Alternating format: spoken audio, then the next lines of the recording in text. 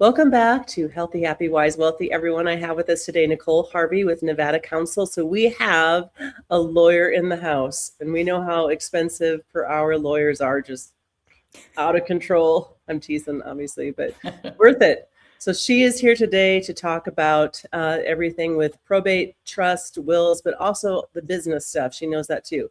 So, and I want to say we have a podcast sponsor, Mindy, Mindii, and they do all kinds of IT stuff. I even found out, Nicole, that they do hardware. Like they showed me a video of a delivery robot. Oh, wow.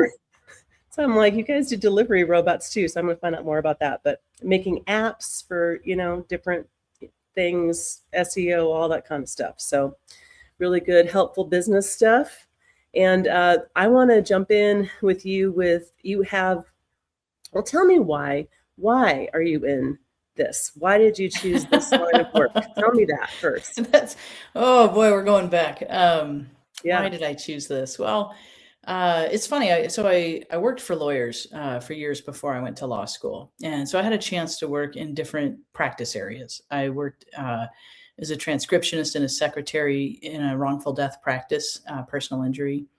I worked in PetSmart's corporate office in the legal department, which was very different from a law firm. I worked in an insurance defense firm here in Reno, Laxalt Nomura, and I worked for an attorney in private practice in that field. And that gave me a sense that there are so many different ways to use, a legal education or to work in the field. And I enjoyed all of the work I had done. I enjoyed the lawyers I worked with, but I didn't feel compelled at that point that I needed to be doing what they were doing. In law school, I interned with a firm that did estate planning, strictly estate planning, and no other practice area, and that was good exposure to really understanding. There's the service you're delivering, and there's a service you're providing to people. But then there's also like operationally, how do you get that done?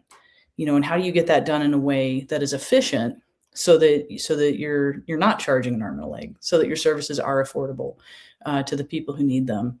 Yeah. After law school, I got a job. It was a big law firm here in Nevada, a powerful law firm called Jones Vargas. They don't exist anymore. They were bought up. They broke up, and then some of it was bought up by Fenimore Craig.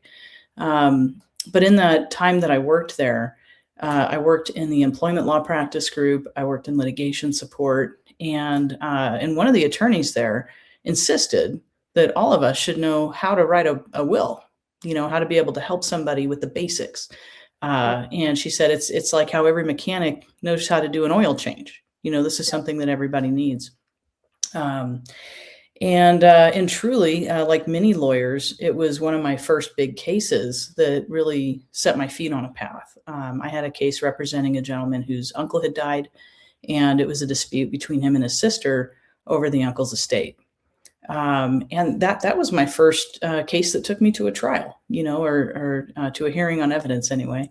And it's funny, as you dive into something like that and dig into it, you start learning it, then pretty soon you're able to apply that in other places. So I'd incorporated estate planning really just as a matter of guidance and suggestion that everybody should be able to do that.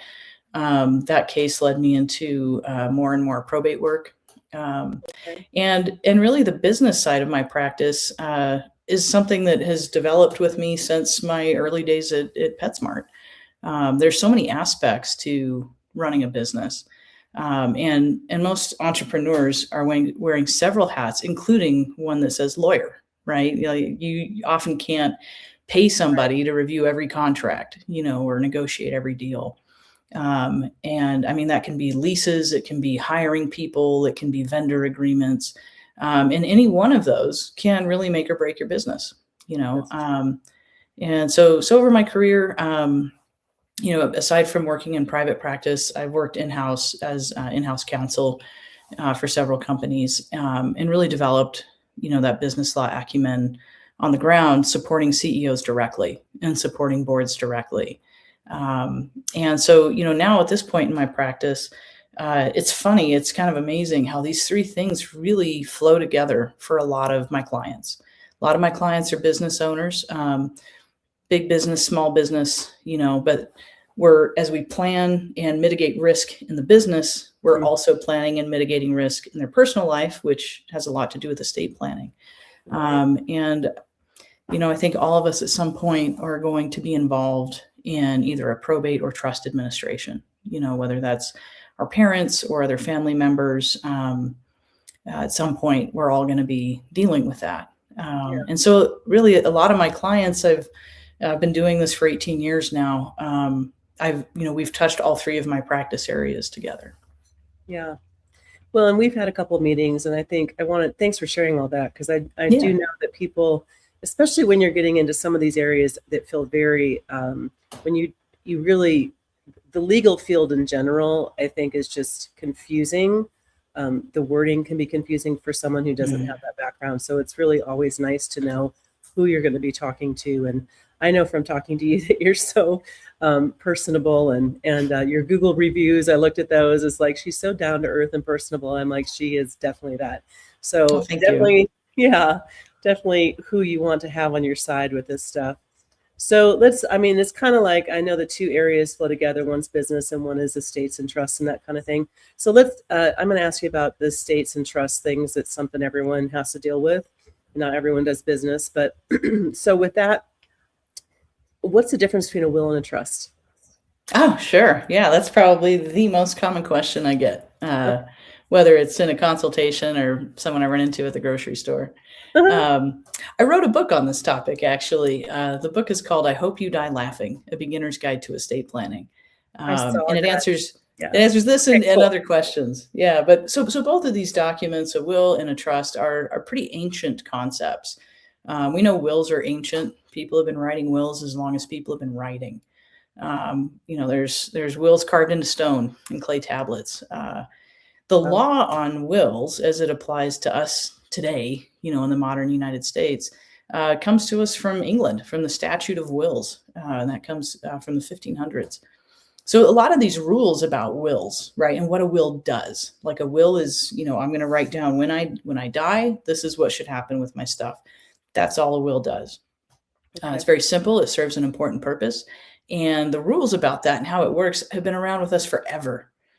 So when we're in probate court handling a will, we're really not arguing about what a will means, or, whether it's really necessary to have two witnesses witness your will. All of these formalities have been with us for centuries. But that's really the one and only purpose of a will, right? Is you write down what's going to happen with my stuff when I die. You can put it on a shelf. You can forget all about it. And then when it's needed, it's there for your family and loved ones.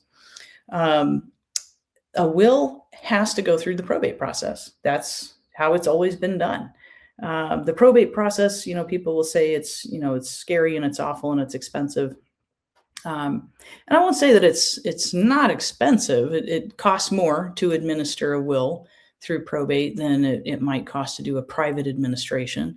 But it's a well-worn path where we have a judge that oversees your executor to, just sign off that they're doing it right, that things are being paid correctly, that things are distributed correctly. And when it's over, there's no outstanding liability. The judge has said you've done it right and you're finished. You're off the hook with that work. Now, trusts have a different function. Now, for us, I mean us, like, normal middle-class folks, the upshot's the same. In my trust, I'm going to say, when I die, this is what I want to have happen with my stuff, right? So that's a similarity between a will and a trust. Trusts are also very old. It's a very old concept. I love to share in the story of Robin Hood. Okay. I grew up with Disney's Robin Hood, right? And I know it by heart. But I used to wonder as a kid, right? You've got this evil Prince John, and he's having his way with the kingdom. And I would wonder, why doesn't he just call himself King John? Like, why doesn't he just take it all over, And I didn't know the answer to that question until I got to law school. It's because the kingdom was in a trust, and his trustees were other men, landholders around the kingdom, that agreed to keep this safe for him until he returned from the Crusades. And that's why he was able to leave his property, go far away, and come back and still maintain control of it. So that Wow. concept, that concept has been with us for a long time. Okay. I think it's just very cool that like your brain works like that. Because I think, I mean, like I would watch that and that would not be what I was thinking. So obviously, Well, this is something from, when you were a kid, you were thinking along the lines of, I right. don't know Well, what this is. I've ruined a lot of children's movies. That's awesome. I Yeah. love So that. it's, for centuries after that, it really was for rich people, right? It's how you maintain your riches. That's kind of the problem with property ownership, right? If I could truly own something, I would be able to take it with me, right? But even think about your house. Like I can own my house when I have physical dominion over it, but I go to work every day. I can't be there exercising dominion over my real estate every day. So we've agreed to this process where I sign a deed correctly and record it correctly, and now I own it. Right. Yeah. So that's kind of the problem of property ownership. And so a trust could help these very wealthy people with, expansive, whether it's, land interests or financial interests, be able to maintain control of that with the help of other people, with the help of a trustee. In the 80s, the estate tax limit got so low that lawyers like me saw a use for trusts for everyday folks. And that's when you started to hear you have to have a trust. Everyone has to have a trust. And that tax law has changed over time. Today, that tax limit is so high, we're not writing trusts to avoid taxes. What we are writing trusts for is to avoid that probate process that I mentioned. Right. So probate is there if there's property in your name and it's got to be transferred to someone else's name now through your will, or, without a will, through intestacy, through the law. You're not here to sign it, right? So we got to supervise somebody else signing it. Well, with a trust, you create this trust, and then we put all your stuff in the trust. You put your house in the trust, you put your accounts in the trust. Now, if something happens to you, there's nothing in your name. We don't need you to sign anything over. We don't need anyone to supervise the signing of anything over. You've got a trustee who's got written permission to handle any property in the name of that trust. So it can help you to circumvent the probate process if a private administration is a better solution for you. And for a lot of people, it is. We estimate, 5 to 7% of the value of your estate will go towards administration in a probate. And it's more like 2 to 3% of the value of your estate to administer through a trust. So the more you have, the greater that savings is to administer privately.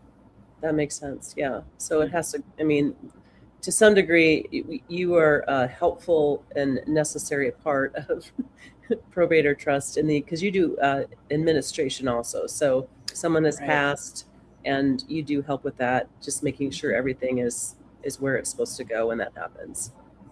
Correct. Yeah. And there's a lot to it that it's not common sense. It's not something you would just know. For example, if you're in charge of mom and dad's trust and, now they're gone and it's up to you to handle this, one of the first things that we recommend you do is publish a notice to creditors saying, this trustee is now deceased. And if you have a claim, now you only have a certain amount of time to send me that bill. And if you don't send it in time, I don't have to pay it. Right. And that's a huge gift under Nevada law for trustees and trusts. But if you don't know that, then you don't know to do that. Right. And you might get stuck on the hook for more bills than otherwise, you might have been able to dismiss. So there's a lot to it. And we love helping people with that. Is there a lot of difference in between states? Because I know people listening to this are from different states. There's a lot of different rules and laws. Yeah, there can be. And it's funny, though, because some states have things in common. For example, I recently learned that our statutory powers of attorney in Nevada are remarkably similar to the statutory powers of attorney in Georgia, of all states. And, there's probably others, right, that have similar forms that they use. But in terms of one of the bodies of law we talk about a lot is intestacy. That's if you don't have a will or a trust, that's the law that tells us, who's entitled to that property. Those laws are going to be a little different from state to state. Here on the West Coast, we have a lot of community property states. We don't have community property states on the East Coast. They do it different. So there is remarkable difference just on the wills and probate side. On the trust side, Nevada has really gone to great lengths to set itself apart as the best jurisdiction to have a trust. And for that reason, I have clients setting up trusts from all over the United States. Once they realize the benefits, of a Nevada trust, or, maybe their state just simply doesn't allow things that we allow here. And then they're looking for a Nevada attorney to help them with a Nevada trust. So you're saying that, like, if they own property all over the place, not just in Nevada, and they have businesses in different places, you can still do a Nevada trust. That's right. That's right. You got to have some tie to the state, right? Okay. But it could be as simple as you have a bank account in Nevada. If you got a rental here, you're solid. That can count as certainly Nevada property. But you got to have a tie to the state. It can be property. It can be that your trustees here. There's a couple different ways to establish that nexus, but lots of good reasons to do it. And it's one of those things. The more assets you have to protect, the more alluring it would be to have a Nevada trust. So what would some of those benefits be? Like, what would be the benefit? Yeah, there's, quite a few. First of all, I think on the administrative side, not every state allows this process to limit your creditor claims, for example. Okay. On the planning side, Nevada has, we have something called an asset protection trust. And in other states, some states don't even have a way to have an asset protection trust. I think of it like a financial panic room, right? If you've got your stuff in an asset protection trust, no creditor can come and take that from you. No one can force you to pay anything from it. But there's some trade-offs, right? The states that will let you do this say, but if you're going to do that, you have to have a third-party trustee. You can't have anything to do with that money. You can't manage the assets. You have to put somebody else in charge of it, but no one can take it from you. You can't take it yourself, but no one can take it from you. So that's a big trade-off.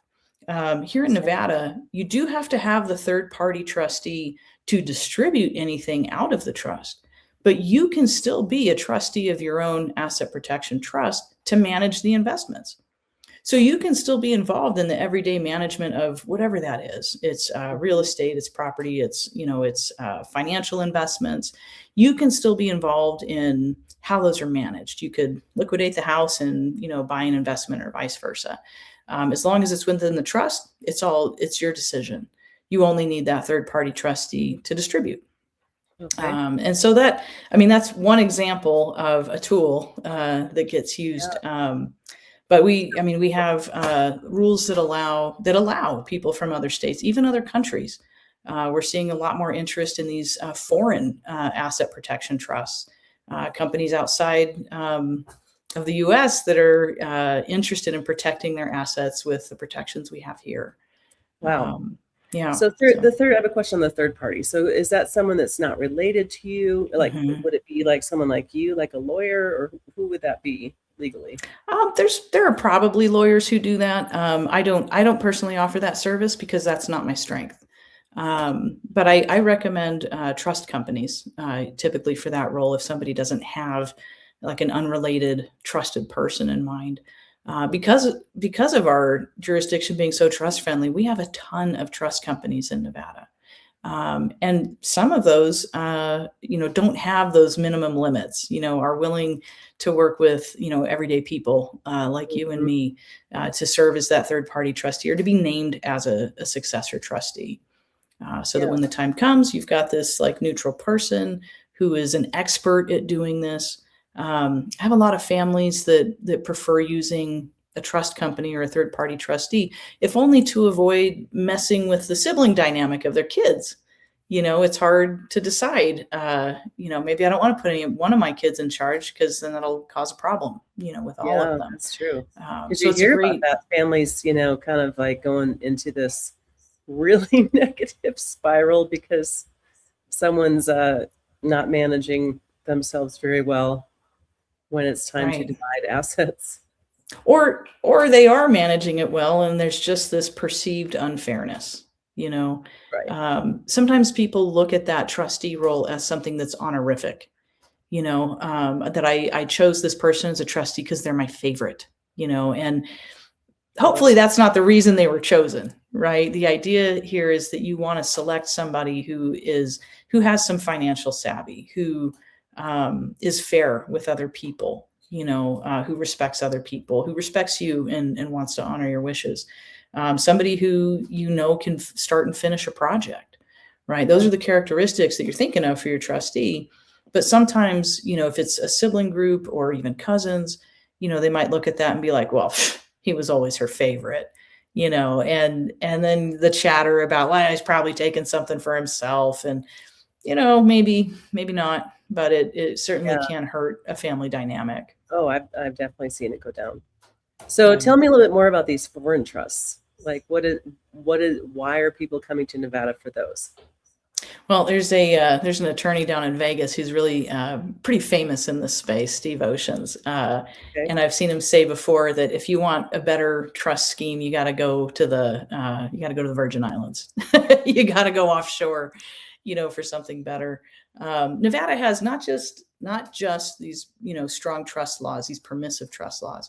We also have done a lot of work on the corporate side, so a Nevada corporation has more management favorable rules than even a Delaware corporation, right? Everybody thinks if I'm going to have a big business, I got to incorporate in Delaware. But Nevada really is very competitive in that space. And so I think it's the combo of those bodies of law that's bringing, the foreign corporate interest in asset protection trusts. That's interesting.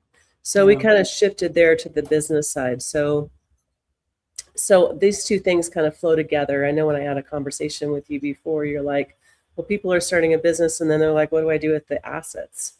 Mm-hmm. When the business is working, then how do I protect the assets? So this does come together like that. So, yeah. So the business trust, is that what you were just referring to, or did I misunderstand that? Well, that's okay. It's kind of a combo, right? And yes, it's when the business is doing well and I'm reaping assets. It might also be that I'm worried the business is not going to do well. I'm worried about a downturn, and I'm worried about, business creditors coming after me, or the financial devastation of this risk and what that could mean. And so that's where we start working with clients on, risk mitigation, right? How can we bucket your financial risks in a way that if this investment becomes toxic, it doesn't bleed over to the rest of your financial life? And so we often use a combination of a family revocable trust, right? It's always going to be the cornerstone of your estate plan, right? Your family revocable trust is something that you can amend over time. You can change it. You can add stuff to it. You can take stuff out of it. It's very flexible. Alongside that, we'll create an asset protection trust, like I just talked about. And like I said, it's kind of sticky, that asset protection trust. Once you put stuff in it, there's a bunch of rules. So the hope is that we never have to actually put anything in it unless we really have to. And then in between those two trusts, we might have an LLC or a series LLC. A series LLC it's a normal Nevada LLC that allows us to put assets into little separate pockets, right? Each series of the LLC is kind of like a subsidiary of the company. And whatever you have in that series is separate and apart from the other series. So if I have a lawsuit, or something goes bad in one of those series, it really is just stuck in that series, right? This person who's suing me can't get to the rest of the LLC, can't get to the other series, certainly is far removed now from my family trust, right? But often we'll set this up so the LLC is owned in part by the family trust, and in part by the asset protection trust.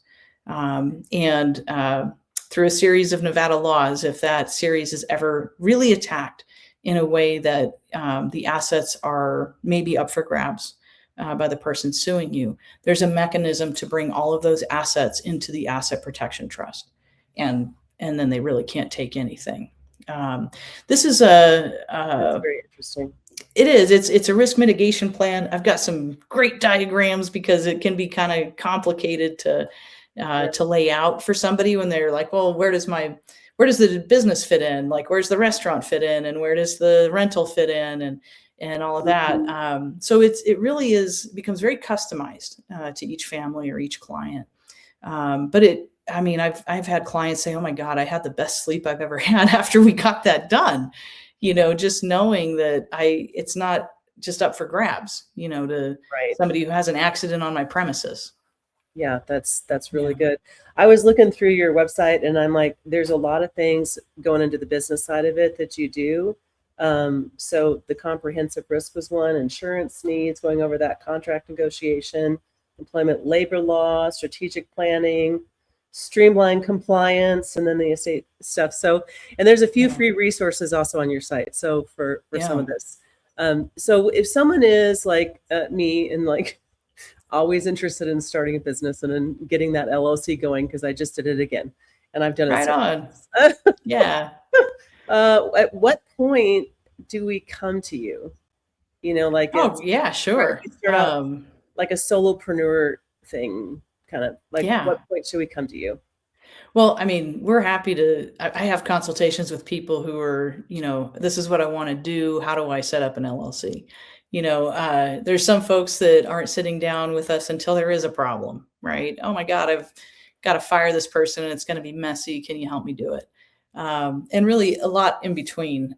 Some of my favorite projects we're working on are people who have been running their business for 20 years.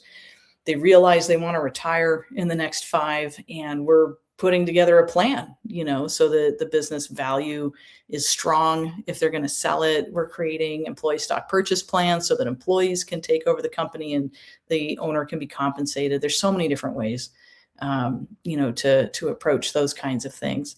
On our website, we do have some tools that are absolutely free for business owners. We have NDAs, non-disclosure agreements. I think these are something that come into play in a business so early, and many of us don't realize it. We're running around trying to get our thing going, right? We're getting the logo in place and getting the office space or the storefront or, whatever it is. We're signing contracts and we're talking to people about our excitement. That's what we do. We're entrepreneurs. We want to get people excited about what we're doing. But sometimes we don't think about, maybe I don't want this person to share this information right now. Or maybe I just want to be more in control of how this information gets disseminated. So these non-disclosure agreements that we have for free, one is a unilateral agreement, meaning I want you to keep the secrets I'm going to tell you. The other one is a multilateral agreement, meaning we are going to keep each other's secrets as we work on this, might be a joint venture or something like that. Yeah. So those, I think, are that's the kind of thing when people reach out and say, can I hire you to draft an NDA? I would just think, let me just do this for you really quick.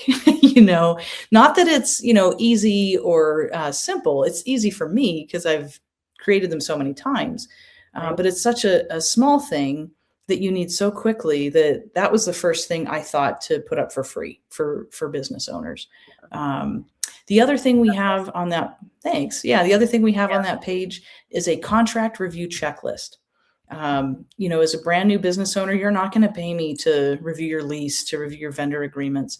But we created this checklist so that any business owner can, side by side as they're looking through an agreement, kind of know what to look for, right? You're looking for what am I getting and what's it going to cost, right? And maybe you're looking at how do I get out of it if I need to. But there's a lot of other things to think about, in a contract. And so the checklist is designed to remind you there are other things you want to consider here, but also to help you spot those real big red flags, where it's like, oh, wow, it really doesn't say anything about this. And so you ask the other person, hey, can we put something in here about it? And if they're telling you no, you might want to pause at that point, but at least it gives you a tool that, like, okay, this really is like, if I really want to hammer out this contract, I should probably bring in an attorney or talk with somebody, who can help me over this particular obstacle. Yeah. But hopefully it's giving you confidence as you get through it that, you've checked all the boxes, you've looked for all of the risks, and you're comfortable with what you're signing before you sign it. Absolutely. And of course, I mean, and I've worked with a bunch of businesses now in Nevada, and it's usually is just always a matter of making sure you have enough money to pay for everything. And so everything that you do in business is such a cha-ching, cha-ching, cha-ching, cha-ching, in cost. So, and obviously you got to bring in the revenue to cover all the costs. So, and in the beginning, it's, you're not bringing in revenue, but you still need this help to make sure Mm. everything's set up correctly. Yeah. Out of curiosity, do you help people choose what to do if it's a corporation, LLC, sole proprietor? I mean, what is your thoughts on that kind of thing? Oh, Setting it up. yeah. Yeah, absolutely. I mean, it starts with, what's your goal today, right? And it helps to know, like, where do you see this in 5 years, 7 years, 10 years? Um, you've got your nonprofit endeavors. They're always going to be formed as a nonprofit corporation. Mhm. Um, and, then there's applying for the tax exemption, et cetera. For a lot of, for-profit ventures, an LLC is probably the best place to start. It's the easiest to maintain. It's the most flexible. And so to really illustrate this, we got to go back. Where did the LLC come from? Right. Okay. So before the LLC existed, we had corporations and we had partnerships. You had solos, of course, but like you don't have to file anything to be a solo, right? You just start working, you start having a business. A partnership was similar. If you and I put together a lemonade stand, that's a business partnership under the law. It's one or more people, or it's two or more people in business for profit, right? Yeah. So there are accidental partnerships all the time, right? And you don't have to file anything to be a partnership. It can just happen. And then you've got your corporation. And your corporation, you do have to file something with your state in order to be recognized as a corporation. You got to pay a fee usually, and then you can be recognized that way. Now, the real difference between partnerships and corporations is that with a partnership, if you and I are in a partnership and I create some liability, right? I'm driving the work truck and I get into an accident. You are equally liable for what I did. You are just as much equally liable for what I caused. So we're on the hook together. But one of the benefits of a partnership is whatever money we make, the partnership doesn't record any income. We each record our income, right? So it's passed through taxation, but I'm worried about the liabilities that you might be incurring when I'm not around. With a corporation, it is a liability shield, right? That corporation, whatever's happening in the name of the corporation, can create liabilities out in the world all day and night, and the people who own it are not personally liable. Only the corporation is liable, right? The bummer is that the corporation is going to pay taxes on what it earns, and then when we get paid, we're going to pay taxes on what we earned, right? So it's this sort of double taxation. So the LLC was invented in Wyoming in the 70s. I think it was in 76. And it took the best of both of those. It said, we're going to give you the liability protection. That's why it's called a limited liability company. But you can be taxed as a pass-through entity if you want to. You also can elect to be taxed as a corporation. So as an LLC, you can make an S-Corp election. So a lot of times for someone who's just starting out, I mean, unless it's a technology or pharmaceuticals or something where you know that you are going to ask for investment money and sell shares and one day go public, if that's your plan, then we're going to start with a corporation out the gate. Otherwise, most of us start with an LLC because you can have that pass-through simple income calculation as you're growing. When you have employees or you're kind of at that point that it would make sense to pull the S-Corp lever, you can. And if you get to a point where you think, you know what, I really do want to attract investors and maybe go public, you can transition your LLC into a corporation. That's possible, right? So for a lot of us, I think the LLC makes sense. The fees in Nevada are lower to start an LLC than a corporation. And there's just so much flexibility to grow with you. Yeah, that's great.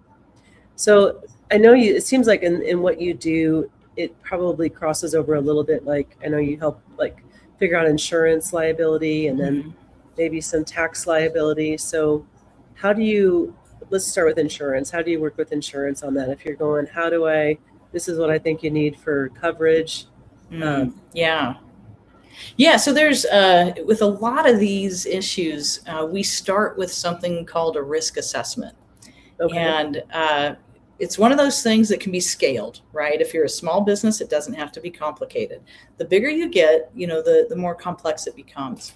Yeah. We like to do a risk assessment once a year, and we look at the different facets of the business.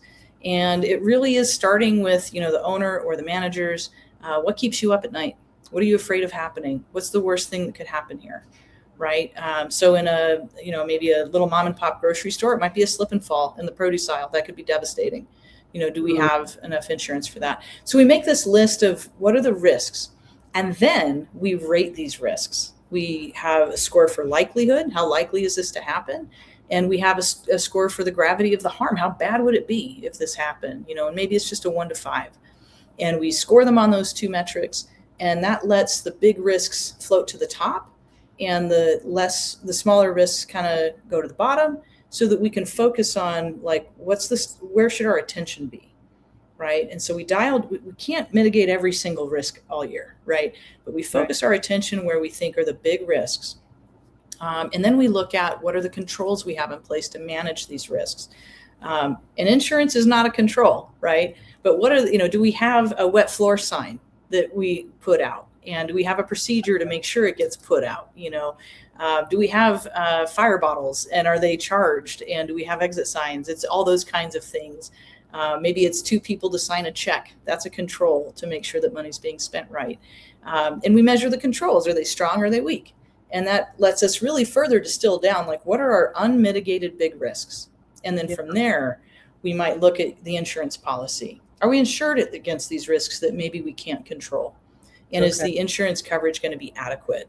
If, we couldn't come back into the building for 9 months, like, what kind of money would we need? We're not just replacing revenue, we're replacing inventory, and, we're taking care of people and that kind of stuff. So it really is this, it becomes part of the life cycle process, and that's not something that every business owner wants to do. Some people look at that and say, are you crazy? I've got to spend my time making money. I can't be involved in this. And that's okay. But some business owners see the value of that. They see that, if I do this annually or even every other year, and we review, the controls, we review our risks, we look at our insurance coverage, I'm going to sleep better knowing that, if the worst happens, we've planned for it, and I can handle the small things that come up. Yeah. And my clients that have done that with me, no surprise, have strong businesses. These are my clients that are looking at retiring and being able to sell their business for a substantial sum so that they can retire off the business they built. And so it's really part of the investment you make in what you're creating. Yeah. Well, and I found in working with businesses is that, you go into business because you're good at a thing, and you're really good at that part of it. But the part of business is like, there's all these things you got to know about in order for it to work. So the whole concept of seeking counsel, for you are, the legal counsel, counsel means legal, but having advisors and to kind of help you with the areas that you just don't know anything about. And I think law is for me, it seems like one of the harder areas because, even trying to comprehend it on your own, it's just so much of it is written in a way that's hard to understand without someone guiding you. So I think that is. Yeah, that's true. Yeah. Part of it's the language of it is different. And part of it is just the process of it. I can't tell you how many CEOs I've worked with that, we're going over, some aspect of the legal function or the legal department. And they go, wow, you really think like that? That's really how that works. And I have to think, like, you're the guy that's willing to go out on a limb for a crazy idea. And we need people like you to do that. But you also need me to be down there with a net, and that might freak you out that I'm down there with a net, but, hopefully we never use it. Hopefully I'm just going to watch you do what you're going to do, So it is kind of, in some ways, I'm the flip side of that, that CEO entrepreneurial risk taker. Yeah. I think of myself, in fact, that's true. Our corporate logo is designed to look like a chess piece, and it kind of looks like a bishop and it kind of looks like a rook. Because I think of my role that way, right? If the king is the CEO and the management team is the queen, then I'm the bishop right next to them, right? And it's my job to protect them as they go out into the board, and dominate and do the thing they're going to do. Yeah. risk mitigation. It's a really interesting concept of like entrepreneurs are risk takers and not risk mitigators. So, but it's a good pairing. Right. If you're a risk taker, you need someone to mitigate and stop the possibility of losses where they might be. So that makes so much sense to me. All right. So, but you can also go into like helping businesses as they grow with contract negotiation or employment labor law, that kind of thing. What's just fast overview? What are some things to know about that in Nevada? Oh, sure. Yeah. Well, I mean, we really try to make that accessible to business owners. And one way we do that is we do offer a subscription for businesses. It's $500 a month, and you get 2 hours each month at $500. So $250 an hour, which is crazy, right? If you need more time than that from us, then you get a discount on our hourly rate. So you have some predictability with your bill. The people who take advantage of that will call us for, let's see, just this past month, we helped a business get their security deposit back when they went from a small warehouse to a big warehouse. We've sent cease and desist letters to competitors or former employees. We've helped with regulatory issues. They get a letter from OSHA or something, and they'll pull us in to help with that. There was an issue with their workers' comp audit, and they're worried that they're going to answer it wrong, or somebody's made a complaint to the labor commissioner. It really is incredible how much we can do with 2 hours of time in a month. A lot of these things are a scary big deal to the person who's never dealt with it. But for us, we see this stuff all the time. It's not our first cease and desist letter. It's not our first, deal with a labor commissioner. And so for us, it's easy to handle. And I mean, we've got some clients that very rarely will go over their 2 hour subscription, but they get everything they need from us. I mean, even just to have me available to, we have a secure client portal you can message us through, and to be able to message and get a response, within a day, about whatever this worry is. I mean, that's valuable. Sure. So there's all kinds of things. And it's funny as we start getting to know a business and a business owner, after a while, they're like, wow, I use you for so many more things than I ever would have thought, because as you're growing, more and more things will come across your desk. And when you have the right support, you have the courage to grow, you feel like you can take a little more risk, Mm-hmm. And you can say, I'm calling my lawyer. Sure. Someone is in your face. You're like, I'm calling my lawyer. I've got my lawyer on retainer. I've got my lawyer on retainer. And that's funny. Yeah. Get your little power move. So is there a difference between businesses that are really just doing business in Nevada and those that are working across state lines internationally? Is there a difference in how they, especially I'll tell you this. I had an online store, so selling goods across the US, right?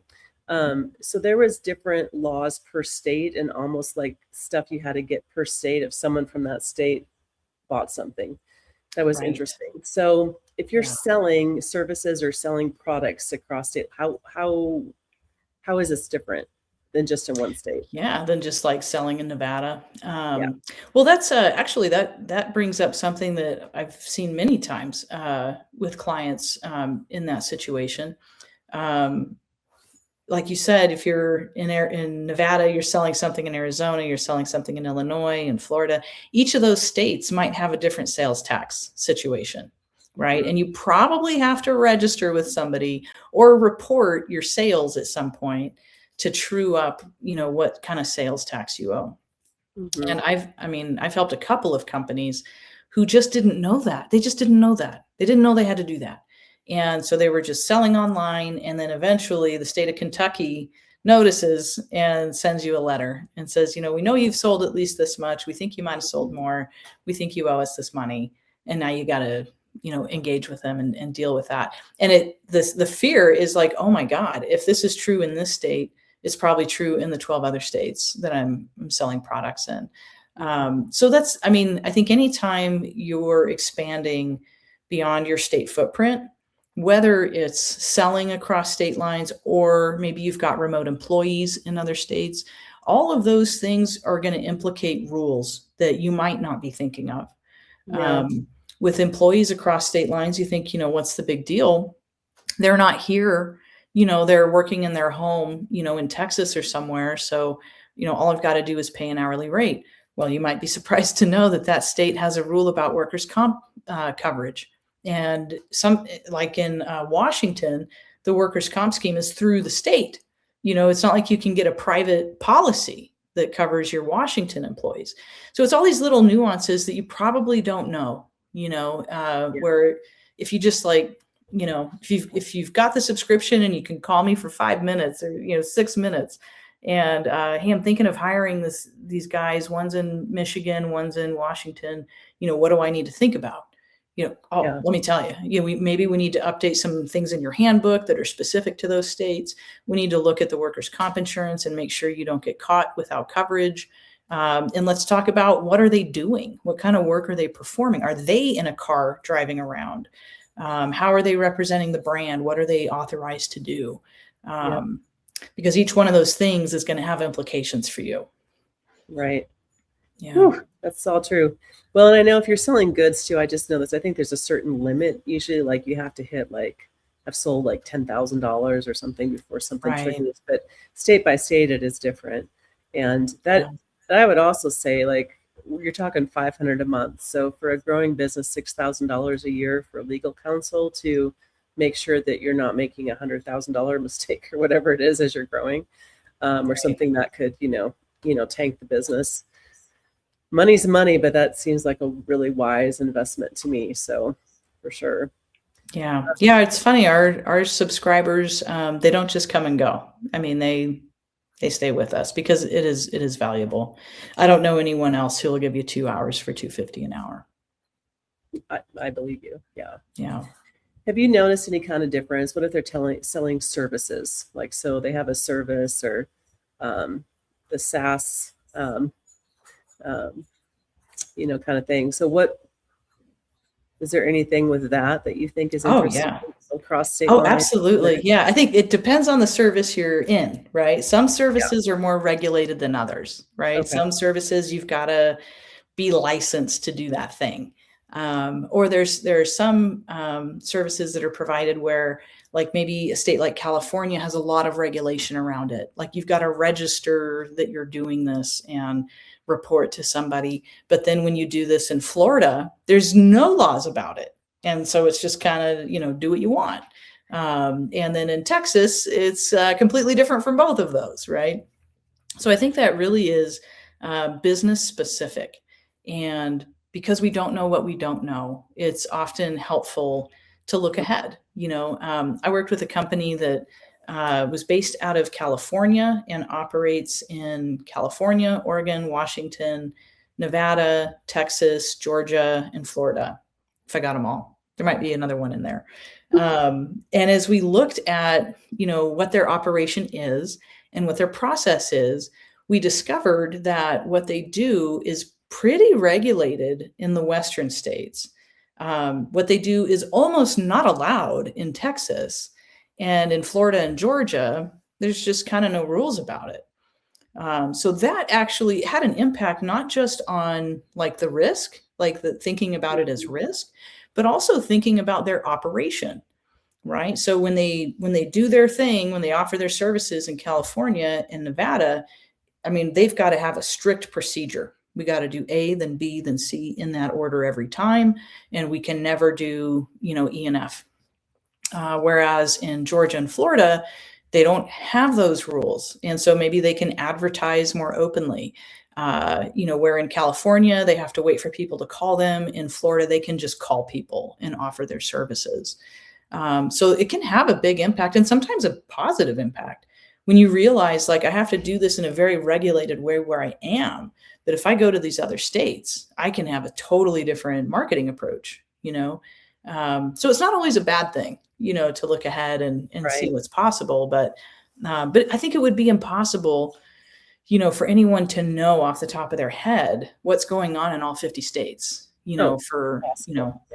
I mean, I shouldn't say nobody. I went to school with some of these kids where that's all they do, So, but then even then, like you're so focused on, this service in 50 states that, maybe you're not thinking about other aspects of the business. right. Yeah. Yeah. So if someone wants to, they're like, man, I want to open up my business in Nevada, and they call you, how do you do you help them through the silver flume, which is our, state Oh, site? sure. You Yeah. do? I mean, you do all that kind of stuff? Yeah, we can do it. So we usually, if it's an LLC that we're starting up, we charge a flat 1,500. It covers all of the fees that Silver Flume's going to charge you, which is almost $500 to set up the LLC. We'll prepare the operating agreement, which is often overlooked. It's one of those things that if you don't know to have one, then no one's telling you to do it. The state doesn't require it, Yeah. but your operating agreement is like your bylaws. It's important even if you're a solo. It is critical if there's more than one of you involved in the business. The operating agreement is everything from, what's our ownership shares to what's our authority. Can we act separately? Do we both have to, be there at the bank if we're doing something? And it can even cover what happens if one of you becomes incapacitated or passes away, so that we don't have, surprises with that. And there's some other planning we can do to mitigate those kinds of risks as well. But typically that's our kind of our startup package, to get somebody their LLC off the ground.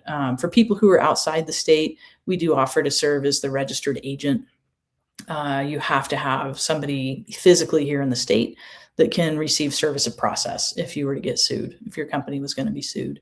And so we offer that service at a low rate. It's like $150 a year. We do, if we're your registered agent, we will also ensure that your renewal happens on time and then bill you afterwards for the fees, just to make sure that you never, go past the deadline and find yourself in a default status.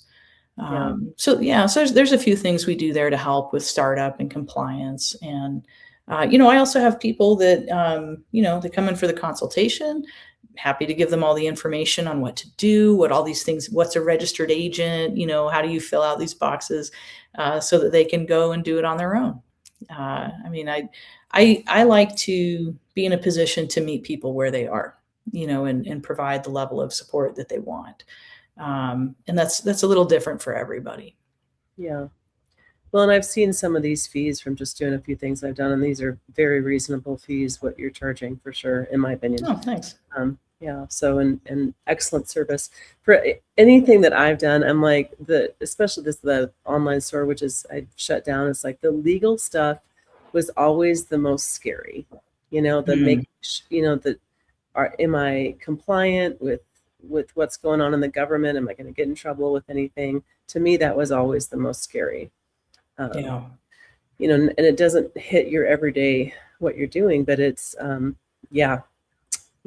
you want it to stay legal for sure. So I know you probably have to go here pretty soon. What other thoughts do you have for us before we wrap up? Oh gosh. I guess just that, being willing to think ahead and measure the risks is an important part of running a healthy business, as well as having personal financial health. We don't like to think about the tragedies of losing somebody in our family, or if you're a parent, it's almost impossible to think about what would happen with your family if something happened to you. But being willing to engage in that conversation and put a plan in place is of immeasurable value. Not just for yourself, there might be a time that you appreciate that you did that, but certainly for your family and for your loved ones. And as hard as it is to talk about, we really do try to approach it in a way that makes it palatable. I use humor where I can to make people feel comfortable about these difficult discussions. And I think that helps tremendously. It certainly was the impetus for writing the book I did. I Hope You Die Laughing. Yeah. Like if we can laugh at it, maybe it's not as scary. But I think really the important thing is talk to attorneys until you find an attorney you're comfortable with, because the more comfortable you are, the more you'll share, and the more you can share, the better that lawyer knows your business, the better support you're going to have on the legal side when you need it. But if you have that relationship before you need it, you're going to be so glad when you're in that time of need that you've got somebody that knows you, that knows your business, that can step right in and just get started on helping. Yeah, that's so wise.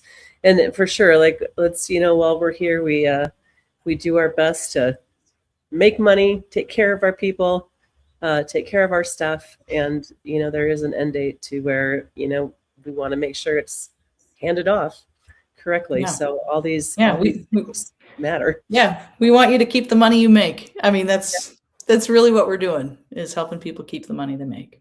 Yeah. So, well, Nicole, thank you so much for coming on and sharing all your wisdom with this, and so valuable. So anyone yeah, you're welcome. So anyone who wants to get a hold of you and, get these services, I'm sure they can go to your website, which is right underneath your name, nevadacounsel.com. That's right. Right. We're also all over YouTube. We've got a bunch of shorts about our services. We have, there's a whole class, a 21-part class on our YouTube channel about deeds. If you are just dying to understand deeds at a deeper level, there's a class there for you. We've got some education on estate planning, on small estates, how to handle a petition to set aside for a probate. There's a lot of education there, a lot of information about what we do. You can also find us on Facebook, Instagram, LinkedIn. Yeah, I think that's it. Well, yeah. And one thing I don't think didn't mention this earlier, but in your website, you do say, like, there's certain levels, like if it's under $25,000 is your estate, there's much less regulation. And then it stair stepped up to over 300,000 is where kind of everything needs to be in place. So Is that accurate? Yeah. Yeah. So, and there's strategy behind all of that, And so if we go to YouTube, you guys have stuff on there where we can just learn. That's right. That's right. Okay. And then also on our website, like you mentioned, we have the free tools for businesses. We do have on the estate planning side, if you need a financial power of attorney, a healthcare power of attorney, those are free. We don't charge you for it. We don't hassle you about it. You can prepare those for free. It'll email it to you. We have some trusted notaries on our site that can help you get those signed. We have a simple will package for people who don't want or don't need a trust. It includes the will, the powers of attorney, the living will, everything that we would normally put in a will package for $395. And for another $250, we can go over it with you or make sure it's signed properly. We have a petition to set aside for small estates that are $150,000 or less. A lot of folks with a estate that small have trouble finding an attorney who will do that. And they also have trouble doing it themselves. So we created an online tool that helps put together everything you need for that process with instructions for the court and how to get it done. And you can always consult with us for help in that process as well. And then finally, we have for our real estate investment friends and realtors, we have a tool called a deed parser, where you can upload a deed and it'll give you the breakdown of who the parties are and, where this property is. And then at the bottom, it'll even give you a little synopsis. This deed appears to be valid, or maybe it does not. It has some issues, but lots of tools there. That's very helpful for those in real estate and those looking to buy. Yeah. Wow. Yeah. I was looking through some of those things. It's such a beautiful thing that you offered just some of these things for free that people can get on there and do. And then for all the more difficult questions, you're there with your lovely wisdom for that too. So yeah. Well, thank you, Nicole. Thank you so much. I appreciate you and appreciate your time. And Nevada Counsel, everyone. Nicole Harvey, Nevada Counsel. Thank you so much, Mary. Oh, you're welcome. Did you like that? You can watch more episodes here, subscribe over here. We actually have new episodes with awesome guests every Thursday, so check back in. Is that all?